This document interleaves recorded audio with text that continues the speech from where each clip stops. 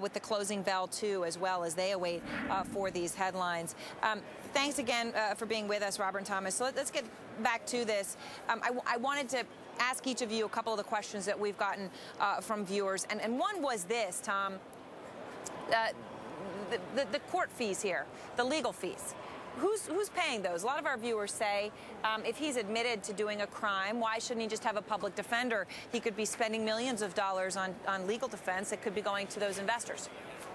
It depends on whose money's being used to pay for these legal fees. Mr. Madoff or his family or some of his friends or others may be paying for these legal fees. I don't think there's any specific facts around who's paying the law firm that's representing him, but it could be that these are being paid for by other funds that are not tainted. If they're tainted funds, that could be a different issue, and it's possible to trace those.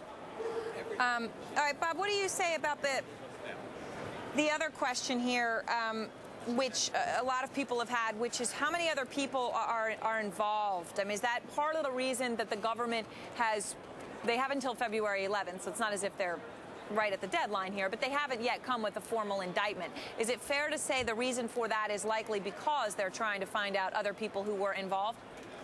Sure. There's really a couple of reasons. One is that the fact that they proceeded by a complaint rather than an indictment was an indication that they felt they had to move very quickly to make sure that assets were not depleted. That's why they went and arrested him without a formal indictment. Now they're buying some time with the consent of the defense in order to try to unravel this scheme, because when they do bring an indictment, they want to make sure that they get it right. They want to know exactly where the money went, and they want to know exactly who else may have been involved. Yes. Tom, I wish I had time to ask you one more question, but I'm sure they will on the closing bell. We've got the complaint here. Interesting, they said he had $173 million of checks in his desk drawer, but the government is crazy to think he had any intent of sending those. That's a case that certainly needs to be explained. That's in this complaint, defense here, brief from Bernie Madoff. We'll have more of that in the closing bell with the panel. Let's hand it off to them now. This is CNBC.